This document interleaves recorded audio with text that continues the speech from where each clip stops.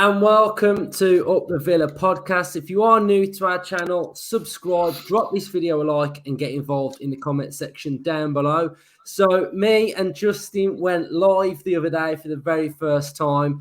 It went down very, very well. We really enjoyed ourselves. So, we are announcing that the channel will be going live once a week, starting for our predicted lineup episode on Thursday. So, be ready for that one. It'll probably be live around 8:30.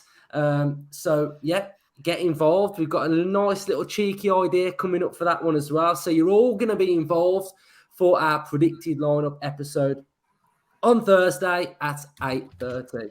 So, a little bit of a shout out to Charlie. He turns 14 this week. He's a massive Villa fan. He plays for one of the younger sides for Aston Villa.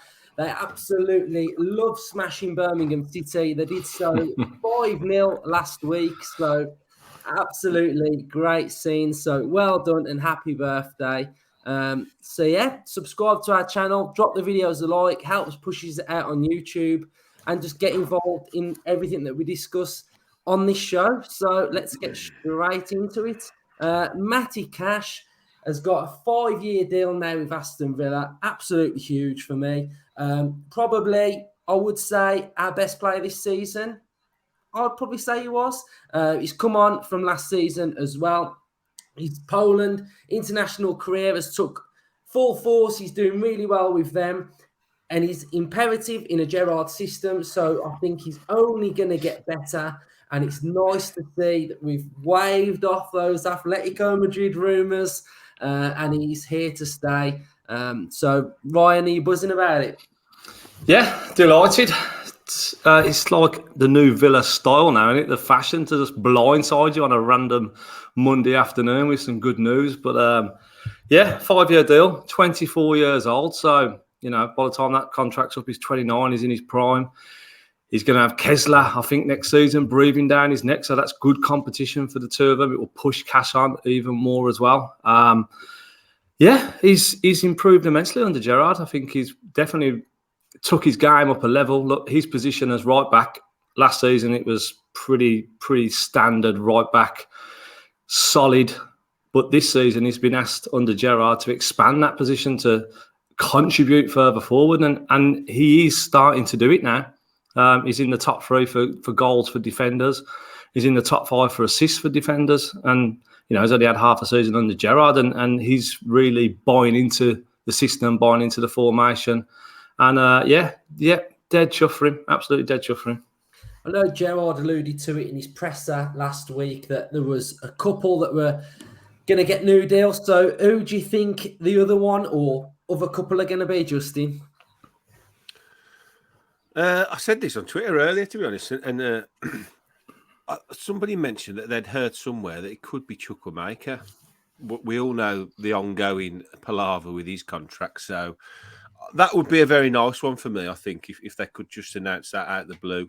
It would put that to bed and he could finally concentrate on just getting down to business and getting in the team. So that one would be a nice deal, I think, to do now. And I suppose Douglas Luiz is another one that's been rumbling on in the background, hasn't it? His deal's not got a million miles left on it either. So it'll be interesting to see who they are now, because we're coming towards the business end and we all know there's going to be sales and people coming in the summer. So the ones that don't get new deals possibly could be the ones that will be on the bike in the summer. So it'll be interesting to see what happens. Yeah, it will. What's our vibe with Chukwuemeka then? Because he was really getting minutes, weren't he, at the start of the season? When Gerrard came in as well, he was getting minutes and he was coming on and he was, I thought he did pretty well. He should have scored against Man City, shouldn't he, that game that we played really well in. Do you think this new deal talk has sort of stopped him from making more minutes, or is it just the injury, or what's your vibe? I think it's ruined his season, to be honest. I think he played that last game last season against Spurs with Philogene Bidace, didn't he? And it looked, for all intents and purposes, they were the two that are going to break into the team next at the youth team. And And then all of a sudden, this contract talk rears its head, and all we've heard all season is, he looks like he's going to be on his bike. He's going to leave. He wants more minutes. He wants to play, I don't know, Champions League football or bigger clubs. Maybe he's had that filled. His head's filled by his agent. There's no doubt about it. He's a top player. Just look what he did for the England under-19s last week at Warsaw. He was outstanding. That's the kind of talent we've got on our hands, and after bringing him through the ranks at Villa for so many years and finally getting in and around the first team squad, to lose him now would be a bit of pill to swallow, because none of us know how these players are going to go and progress and how good they're going to become until they get their chance. But he's one that's definitely got a very, very big chance to do some good stuff in the game. So it's a shame his season's been ruined by this constant transfer talk. And that's probably from the managerial change as well, because I think Dino loved him as well, didn't he? I think Gerrard really wants him to stay. He said that a few times, so it's going to be interesting how that one plays out. And we know, Ryan, you were at Wolves. You got stuck on that train, didn't you? How was your day out? Rubbish, absolutely rubbish. I was going to swear, but I'm practicing for the lives. We got kids watching us now, so yes. Happy birthday, Charlie. We've got the sticking it to the Blues, mate. We've got the bleep button ready anyway. Yeah, but the build-up was decent. Yeah, got to me and you met up, didn't we? Justin had a beer in the concourse. Seen a few lads that used to play football with. So the build-up was good.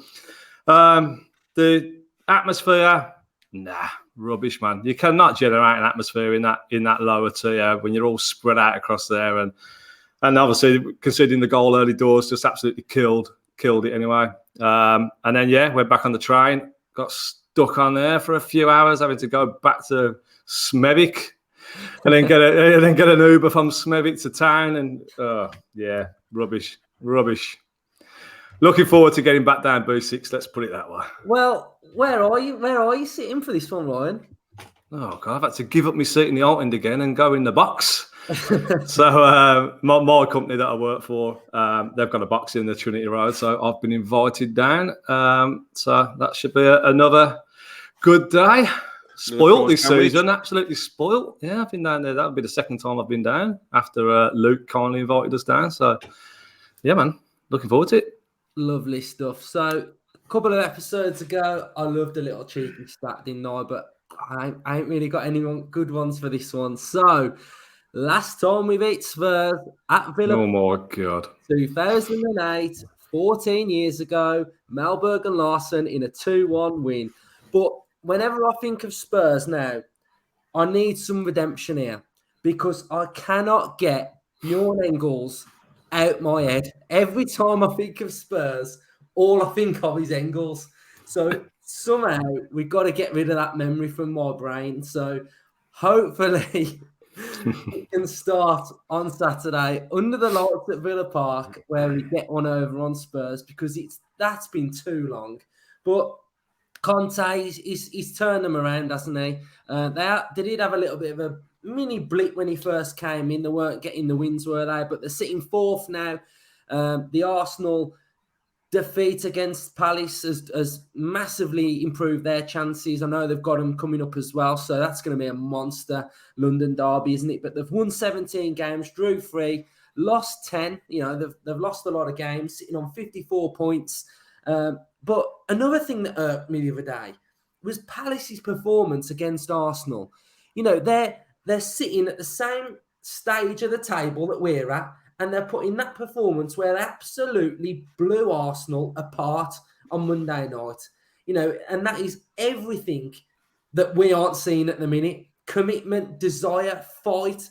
They were on it and they were brilliant. I thought they were absolutely brilliant. So hopefully our boys are watching that thinking we want to taste that and we want to start putting in some performances because it's just not good the way that we've been playing recently. So, Justin, after them stats, how are you feeling?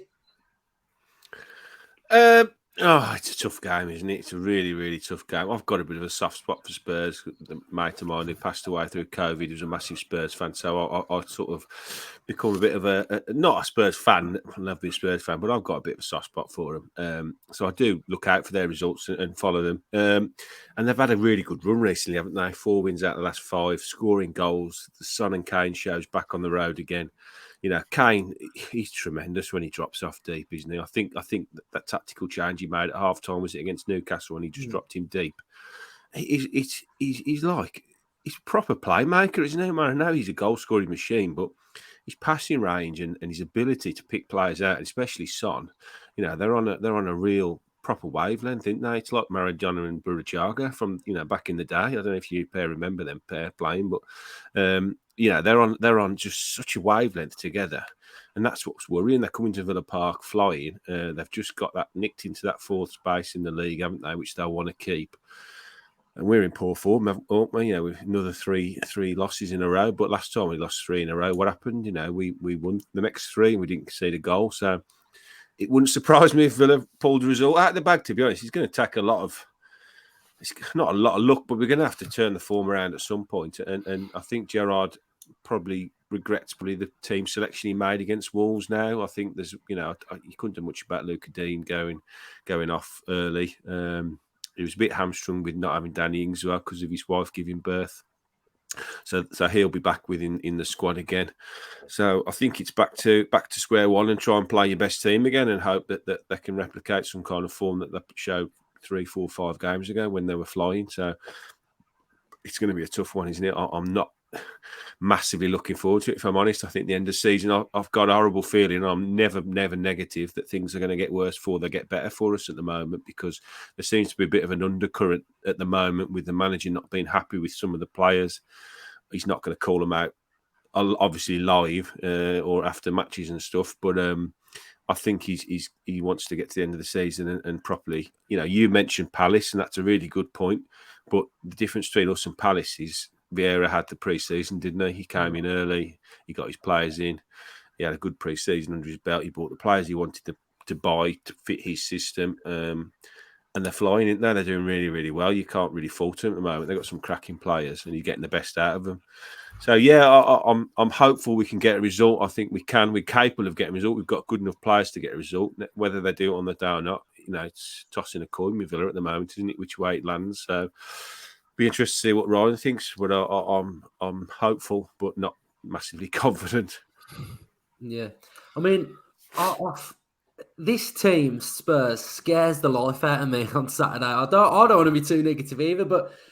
Even Bentancur, the one that we were linked with in January, I was watching him against Newcastle, and his quality, like his timing that he's got on the ball and his way of passing and his movement is brilliant. Højbjerg, I went to the reverse fixture early on in the season, and Højbjerg was absolutely brilliant in midfield as well. So them two in the midfield, normally I'd say we do all right when we come up against teams that play 3 or 5 at the back, but we didn't against Wolves. And then that front three of Kulevetsky, Kane and Son.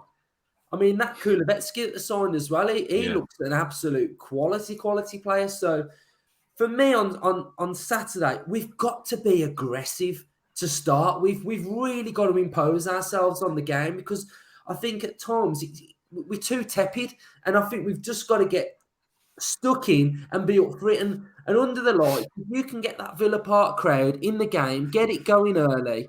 Hopefully, you know, we can grow into the game in some way, because the Spurs, they weren't great for 45 against Newcastle, but that second half, they absolutely blew them apart. Ryan, what are your thoughts?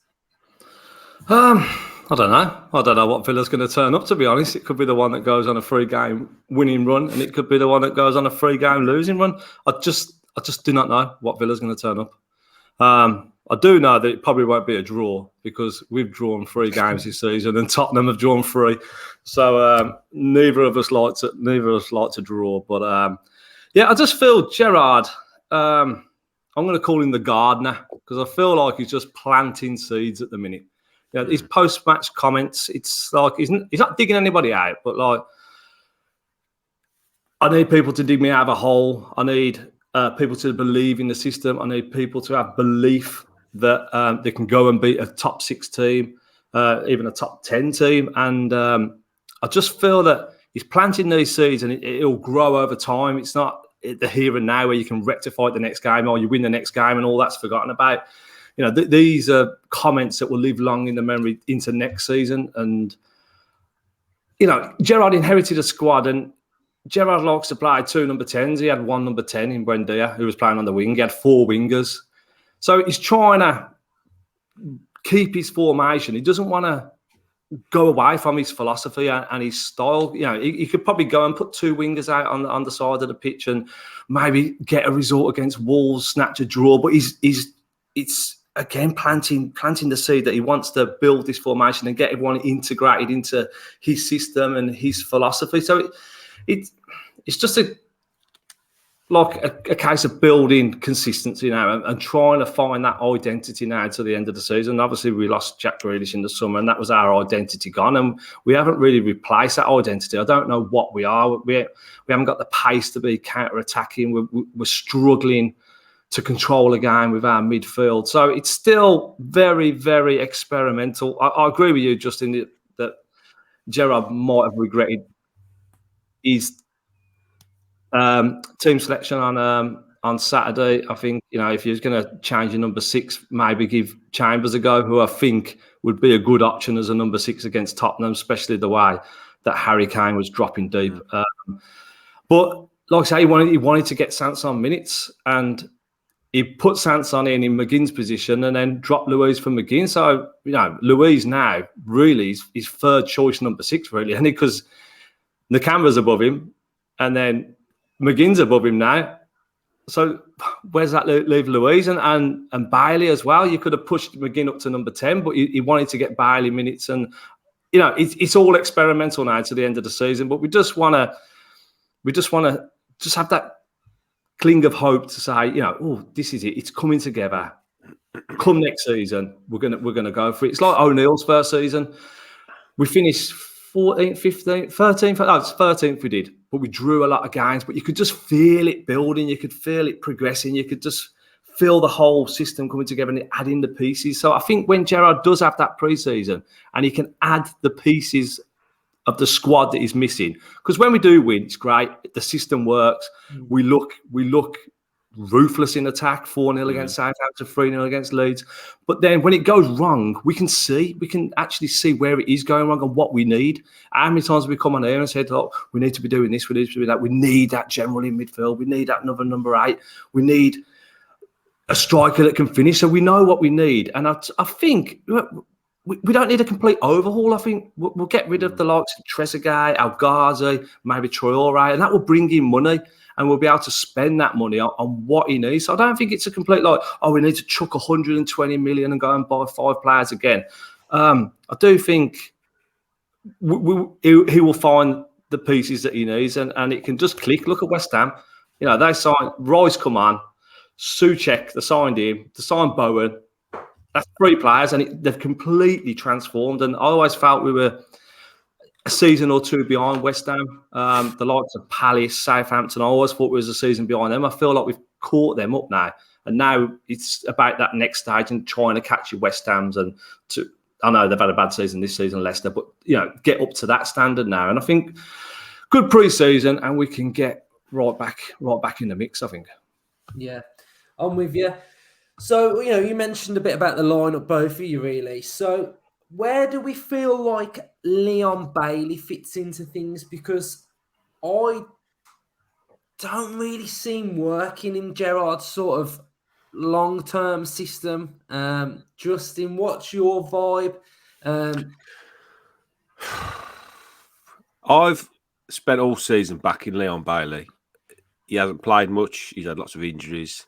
When he has played, he's flattered to deceive. And I've constantly said, when he gets a run in the team, he'll be great. When he gets a start, he'll be great. How can you judge him on 5 minutes here, 10 minutes there, the odd 20-minute cameo? And I was bitterly disappointed with him on Saturday, if I'm brutally honest. I think barring the one shot he had, which was a great effort, it was a keeper tipped over, he didn't do a lot. His tracking back was quite poor. And you know, I'm not digging him out. I'm not slagging him off. I just think he's the wrong player at the moment in our side that doesn't fit in. Like Ryan says, you know, Gerrard's had to just play, you know, square pegs in round holes to a point because he hasn't got the players that he would like to have to play his system.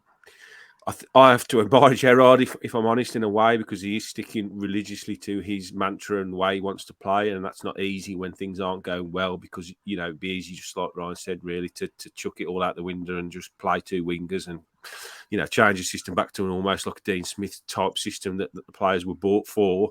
But he's not. He's sticking with his system. If anything, he's trying to find out about the players that he's got. So again, I don't think it's an ability issue with our squad. I don't really. I think there's some unbelievable players with our squad, and I think a few that will be sold in the summer will possibly go on and have very good careers at other clubs, and people will be looking at them and saying, why couldn't we get the best out of them at Villa? And for me, it's down to they're just not the right fit at the moment for what we want to play. So I think it's a mentality thing with our players.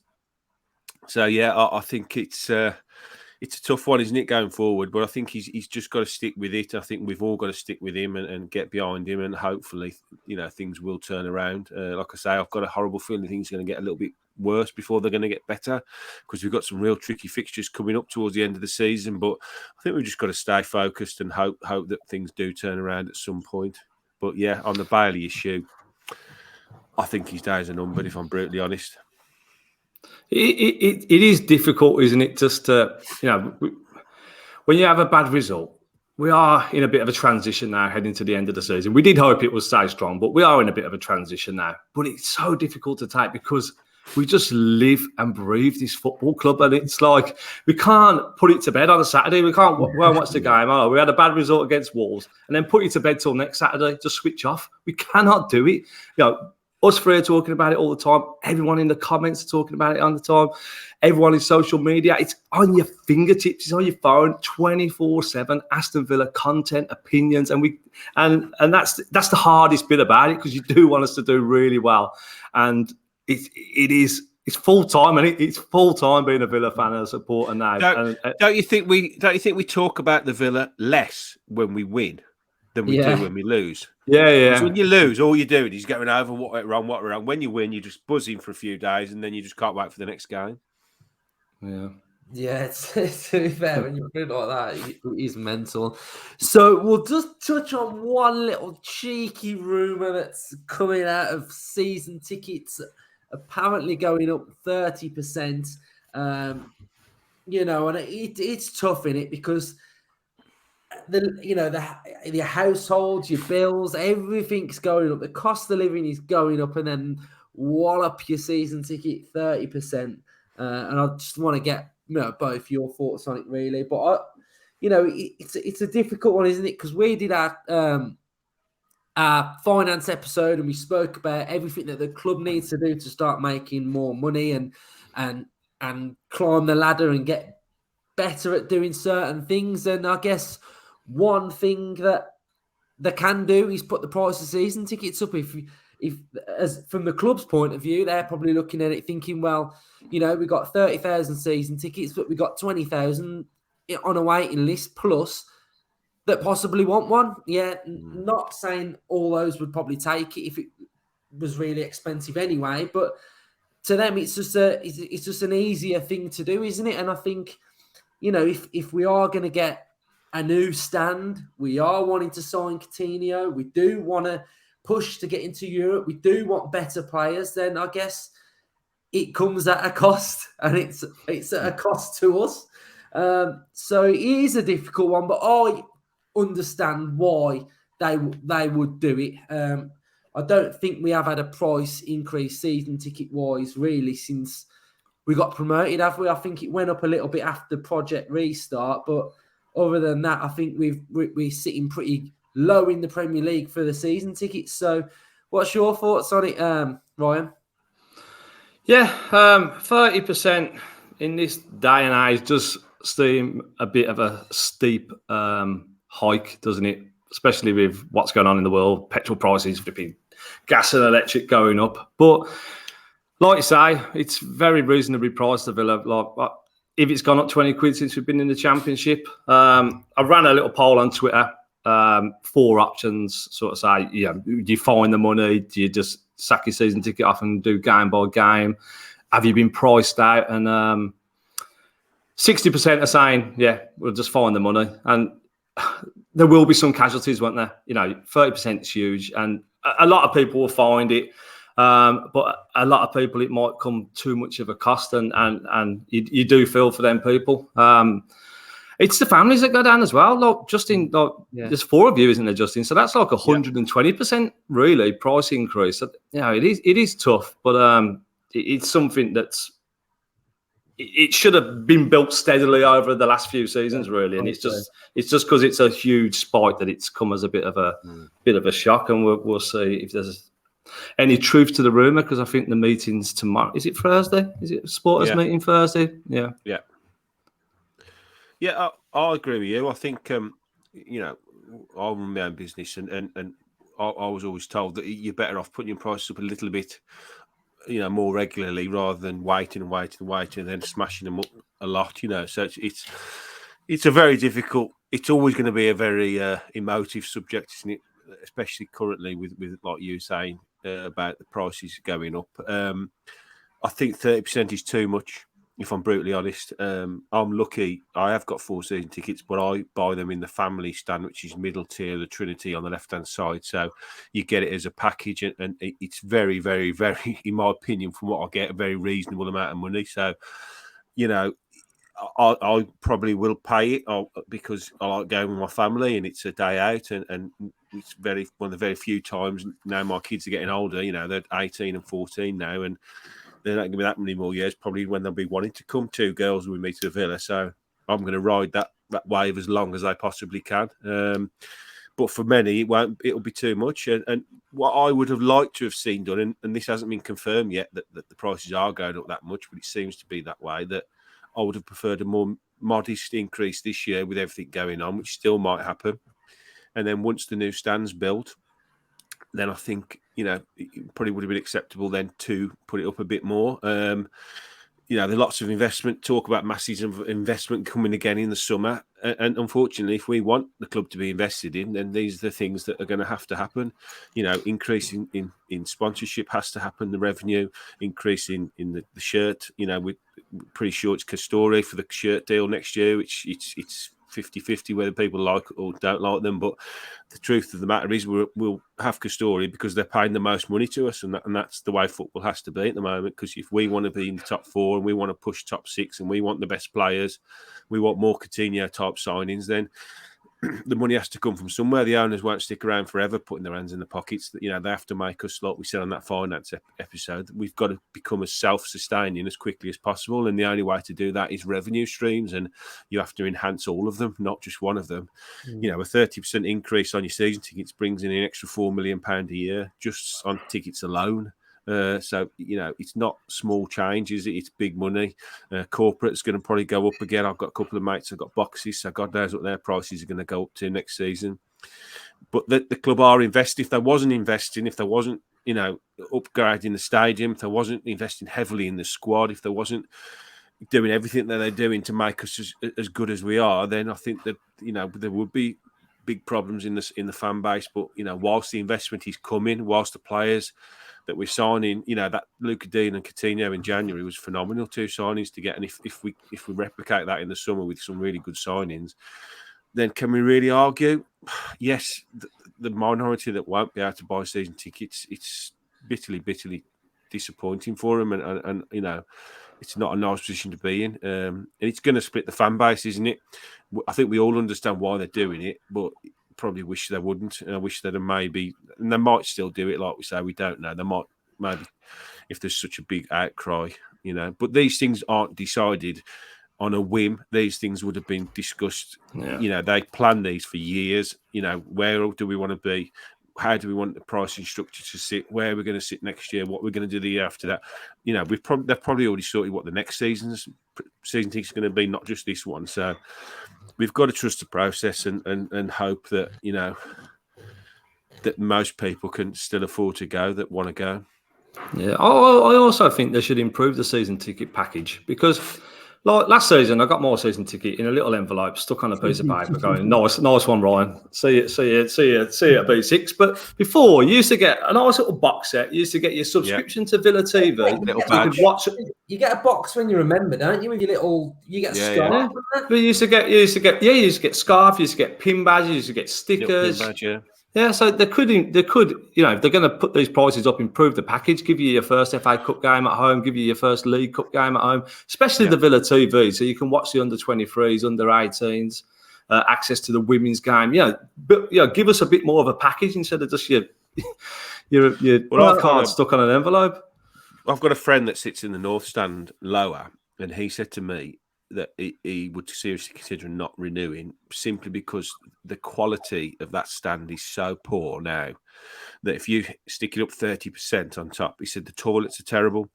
Getting drinks and food is terrible. The seating is very small. They're pretty cramped in there as well.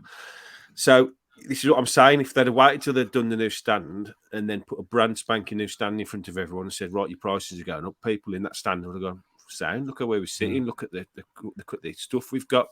You just I sat down there. On the other hand, though, Justin, the flip side is if you renew your season ticket, you'll get to sit in that nice new stand. Yeah, I agree. Yeah, and this is what I've said to a few. My brother-in-law sits up in the upper there, and I used to sit there, and it's so cramped that when you walk up and there's that really tiny galley, walkway where it's terrible. It's cramped in. But you look at the stadiums like Tottenham, the facilities they give to their fans. I'm not saying I want to pay Tottenham prices because that's ridiculous, but they're offering them such a big upgrade on what we get currently at Villa Park. I think they've got to be very careful. They don't, start a bit of a fight back from fans. I think they've got to really think about how they present football and present the stadium and the match day experience to us as a fan base before they really start hiking them up massively.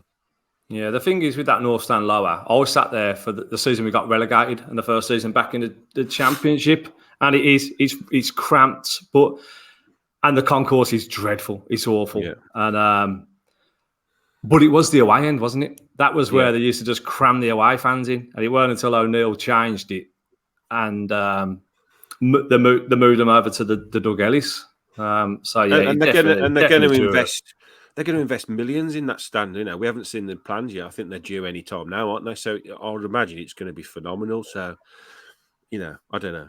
It's a trick. It's a trick. It's like it's like when the prices of the kits come out, and money in football is ridiculous. I've said it for a very, very, very long time. Every aspect of football where money is involved, it's ridiculous from what we have to pay to go, the kit prices, going away from home, buying food and drink at the stadium, seat programs, kits, merchandising, how much the players get, how much they get bought for. It's obscene, really. But the problem is we're all hooked now. We can't you can't get out. That's the thing. Deep. You get hooked. You're too deep.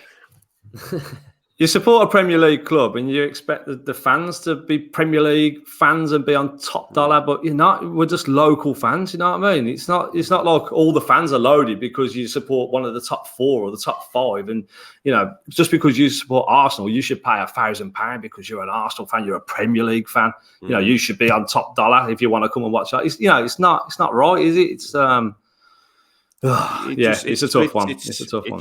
It splits people, doesn't it? That's the problem. It's the haves and have-nots then, and that's what's a shame. Football should be for everybody. It should be accessible for everybody, and it shouldn't be a choice of whether you can afford to go or not. But unfortunately, that's what life is, and that's what football has become, unfortunately. Mm-hmm. Right, so we'll end it there then. So thank you for watching. Get involved in the comment section down below. We will be live for the predicted lineup episode on Thursday around 8:30 on the evening. And you can all get involved because we've got a nice little cheeky concept coming your way on Thursday. So thank you. We haven't done our score predictions for Spurs. Let's do them right now. I'm going to go. Right, I'm getting Engels out of my head. Engels going to be gone, mate. Right. 3-2 Villa. Ryan? Oh, the reverse of that one. The reverse of that game. I'm going to go Desmond 2-2. Justin? I was going to say what Ryan said. I'm going to hope for a scoring draw and to end the 3-game losing streak. Spot on. So, 2-2, yeah. Up the Villa. See you all Up later. the Villa.